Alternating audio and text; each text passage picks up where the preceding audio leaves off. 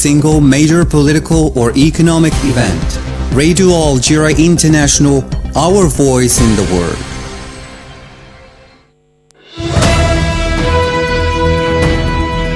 This is the English service of Radio Algeria International.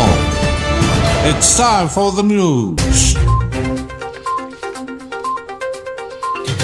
In today's top stories, the President of the Republic, Abdelmajid Tebboune, is in the western province of Oran for a historic working visit, during which he will inaugurate Algeria's largest seawater desalination plant located in Ain al-Karma. The Algerian Foreign Affairs Minister Ahmed Attaf is taking part in the G20 meeting in Johannesburg, South Africa, with discussions focusing on the means and prospects for defending the priorities of the African continent in the G20 agenda. The A3+ group at the UN Security Council said the stability and security of Libya depends on a political solution led by and for the Libyans.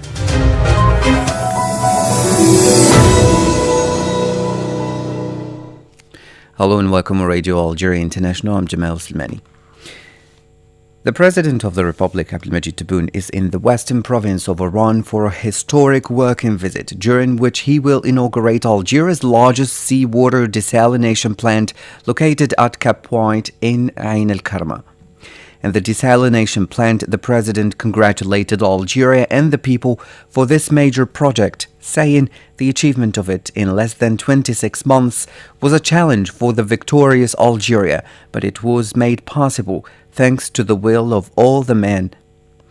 The inauguration of the plant, which produces 300,000 cubic meter of water on a daily basis, is aimed at meeting the demands of the population ahead of the coming holy fasting month of Ramadan, starting gradually as from today. The plant can provide for 6 provinces in the western part of the country.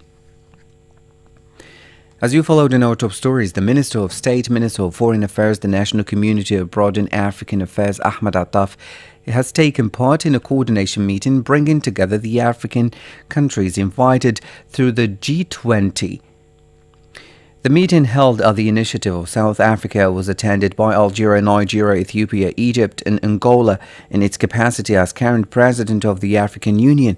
Discussions focused on the means and prospects for defending the priorities of the African continent and the G20 agenda, notably in the context of South Africa's presidency of this group and following the accession of the AU as a full member of its component. Mr. Ahmed Attaf has held bilateral talks in Johannesburg with the Minister of Foreign Relations of the Republic of Brazil, Mauro Vieira, ahead of his participation in the G20 ministerial meeting scheduled to take place today. The meeting provided an opportunity to review the growing momentum characterizing relations between Algeria and Brazil, particularly in the economic sector, and to explore prospects for elevating them to higher levels in line with the complementarity advantages of both countries. The two ministers also discussed several international and regional issues of common concern, primarily the latest developments concerning the Palestinian question and the evolving situation in the Middle East region. During the general debate of the UN Special Committee on Peacekeeping, Algeria's representative emphasized the vital role of peacekeeping while noting its limitations due to evolving threats and mandate constraints. He reaffirmed Algeria's support for the UN Secretary-General's A4P and A4P+ initiatives, acknowledged the recent report on peacekeeping and looked forward to discussions at the 2025 ministerial meeting in Berlin. The UN peacekeeping operations represent a central component of the international peace and security efforts. However, with the evolving nature of threats and the current security landscape, these operations are showing their limitations due to several considerations, such as their mandate settings and the lack of a much-needed robust posture. We seize this occasion to voice our support for the recommendations made by the SG through the Action for Peace and the A4P+. We also take good note of the recently published report on the future of peacekeeping and look forward to discussions to be held during the upcoming peacekeeping ministerial in Berlin May 2025. You're still listening to Radio Algeria International. Mandated by the President of the Council of the Nation, Mr. Saleh Goujil, a parliamentary delegation from the Council of the Nation will take part as part of a joint parliamentary delegation between the two chambers of Parliament in the 24th winter session of the Parliamentary Assembly of the Organization for Security and Cooperation in Europe in Vienna, Austria. The session's agenda includes discussions on political, economic and security issues within the framework of the Assembly's standing committees, including the General Committee on Political Affairs and Security, the General Committee on Democracy, Human Rights and Humanitarian Questions, and the General Committee on Economic Affairs, Science, Technology and Environment. The delegation from the Council of the Nation attending this session consists of the Vice President of the Council of the Nation, Head of the Delegation, Nejia Oujiji Demerji, and Council members Abdelhamid Boucharma and Abdelrahman Belhiba. Now, the A3 Plus group at the UN Security Council has said that the stability and security of Libya depends on a political solution led by and for the Libyans, calling for the full involvement of the population in the ongoing political process. The details with Masoud Sharfi. Speaking on behalf of the A3 Plus group, including Algeria, Somalia, Sierra Leone, and Guyana, the representative of Guyana at the Security Council, Caroline Rodriguez, stressed the importance of involving all sections of the Libyan population in the political process underway in the country. The A3 Plus, who say that the situation in Libya is improving, are nevertheless concerned about the lack of progress in adopting an electoral law, enabling national elections to be held in the country. The A3 Plus remains concerned about the lack of progress in resolving the pending issues related to the development of draft electoral laws for the convening of national elections in Libya. The holding of these elections remains one of the key issues for addressing the impasse in Libya and for ensuring that the Libyan people are fully consulted to determine their future. We urge the United Nations and UNSMIL in particular to intensify efforts to support Libya in advancing on this critical matter. The A3 Plus notes the establishment of an advisory committee as part of UNSMIL's multi-track political initiative. We believe that an inclusive and time-bound process will be beneficial in fostering dialogue and consultations with the relevant stakeholders. We stress the importance of a fully inclusive and transparent process and for keeping all stakeholders, including the people of Libya, fully informed and involved, thereby fostering trust in the process. The group also expressed its satisfaction at the respect for the ceasefire agreed in Libya, warning, however, against any unilateral action likely to aggravate the rifts between Libyans and consolidate the division between the country's institutions. Regarding the security situation, the A3 Plus is deeply encouraged that the 2020 ceasefire continues to hold, while acknowledging the fragility of the security situation and internal divisions among the security forces, which continue to demand the Council's full attention. The A3 Plus cautions against any unilateral actions that may deepen discord among Libyans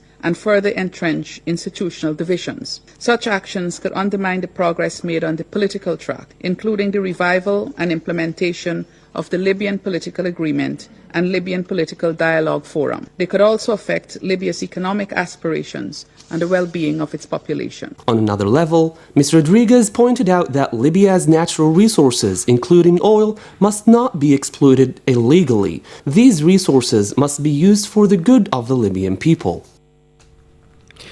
Now, in Sudan, at least 10,000 families have been forced to flee the Zamzam camp for displaced persons in Darfur, in the west of the country, where fighting raged for 2 days last week, according to a UN agency. Said Bouazi has more details. The Zamzam camp for displaced persons located south of the capital of North Darfur, El Fasher, and home to at least 500,000 displaced people, was attacked on 11 February by the Rapid Support Forces RSF, witnesses told the media. Since then, there has been fighting in the camp between the RSF on the one hand and the Sudanese army on the other, who have been at war since April 2023. The figures provided by the International Organization for Migration, IOM, relate only to the first 2 days of the fighting, the organization said, pointing out that its capacity to collect information was limited by budgetary constraints. In addition to these 10,000 families, 1,544 others have been displaced from various villages near El Fasher, which have also been affected by the violence, according to the IOM. Since May 2024, the RSF have been besieging El Fasher without succeeding in taking it. While the army is on the verge of retaking the Sudanese capital Khartoum following an offensive on several fronts in central Sudan, the RSF have stepped up their attacks on El Fasher in order to consolidate their hold on Darfur. Prior to these recent attacks, North Darfur already had 1.7 million displaced people and 2 million people facing extreme food insecurity, according to the UN. Still with our African news, the A3+ group of the UN Security Council, including Algeria, Somalia, Sierra Leone and Guyana, has underlined the urgent need for an immediate and unconditional ceasefire in the Democratic Republic of the Congo, arguing that there is no military solution to this conflict. Masoud Sharfi again.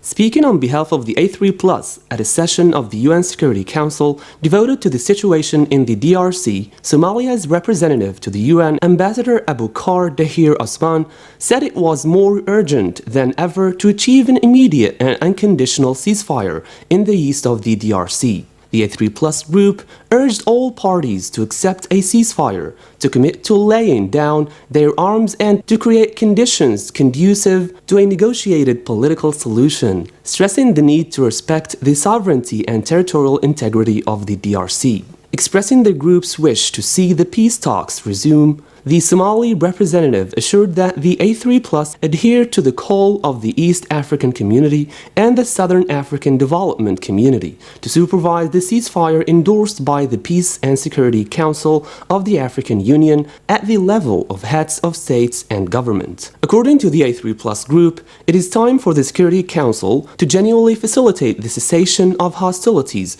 notably the withdrawal of the M23 group from territories it controls since the beginning of the year. In this connection, the group denounced any form of support given to the M23 or other armed groups operating inside the DRC. The group also said it was gravely concerned by the violence and the deterioration of the humanitarian situation in eastern DRC. He urged all parties to commit themselves to respecting international humanitarian law.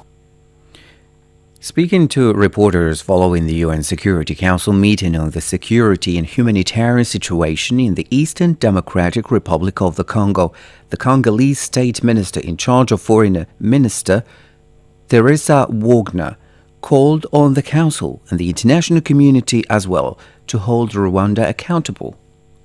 We are looking for a political solution and we're committed to it. The problem that we have is that despite the commitments that Rwanda, or the lip service that Rwanda serves to the cause of a political solution, when we look on the ground, we see desolation. We see the constant advance of the M23. We see executions of children, as reported by the OHCHR yesterday. And we see that Rwanda is not being faithful or keeping their words and not being sincere in engaging in a political solution. So this is why we urge the Security Council and we urge the international community to draw all the necessary consequences and hold Rwanda accountable. There will be accountability down the line. The meeting highlighted the growing threats posed by the M23 rebels, who have been advancing eastern region, exacerbating violence and instability. For her part, the head of the UN mission in Congo, Ms. Bintou Keita, called for urgent action to prevent a broader regional war.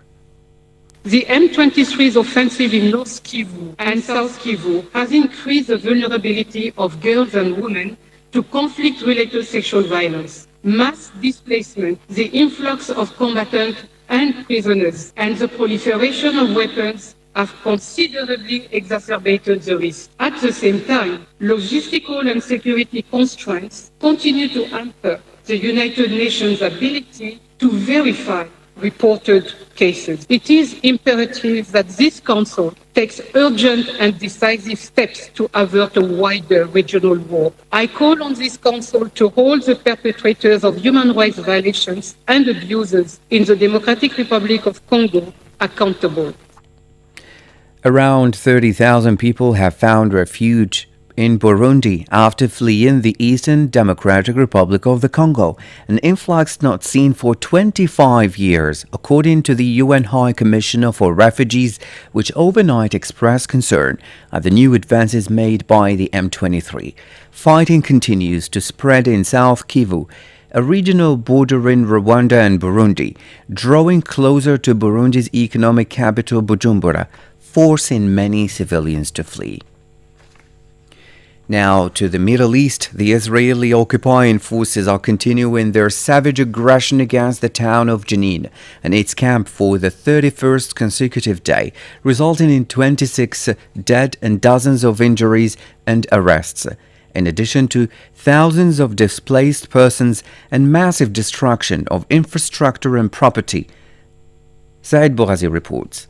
A Palestinian woman was shot by the Zionist occupying forces in the chest and abdomen at the return roundabout near the entrance to the city of Jenin, while a child and a young man were arrested as they tried to enter the city's refugee camp to inspect their homes, said the Wafa news agency. While the Zionist occupying forces continue to send in military reinforcements accompanied by bulldozers and fuel tankers to the entrances and around the Jenin camp, they have also brought in water tanks in addition to small pots used for internal communications, as the same source, which reports widespread destruction of houses, property and infrastructure in the refugee camp, where drones continue to fly at low altitude in the skies of the camp. Hospitals in the Jenin camp are also suffering from a severe water shortage after the Zionist occupation army targeted and destroyed several pipes. Wafa also points out, noting that almost 35% of the Palestinians in the city suffer from a lack of water. The occupying forces have also completely demolished more than 120 Palestinian houses in the Jenin camp, the scene of widespread destruction of Palestinians' infrastructure.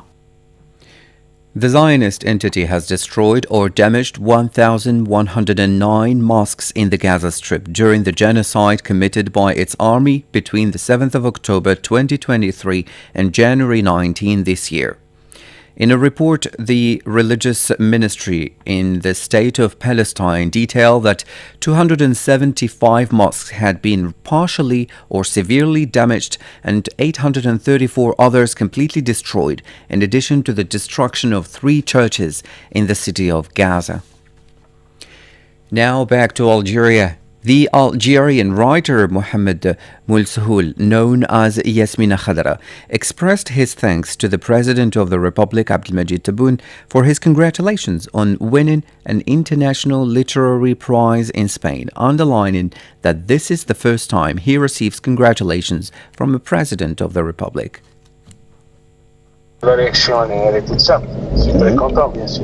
I'm delighted because Spain has always honored me. This isn't the first prize I received in Spain, and it certainly won't be the last. Algeria is a country where the sense of honor is acute. I'm not the only one to honor this country. We have geniuses everywhere. We have to look after them. For the nation to move forward, it needs to look after its personalities in all fields, the universities, the press, science, literature, and art. And that's how we move forward. That was the Algerian writer Mohamed Moulsoul, known as Yasmina Khadra.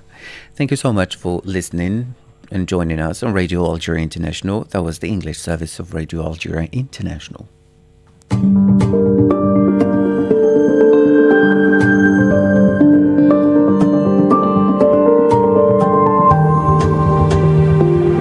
Hello and welcome to this new edition of your weekly program, The Health Magazine.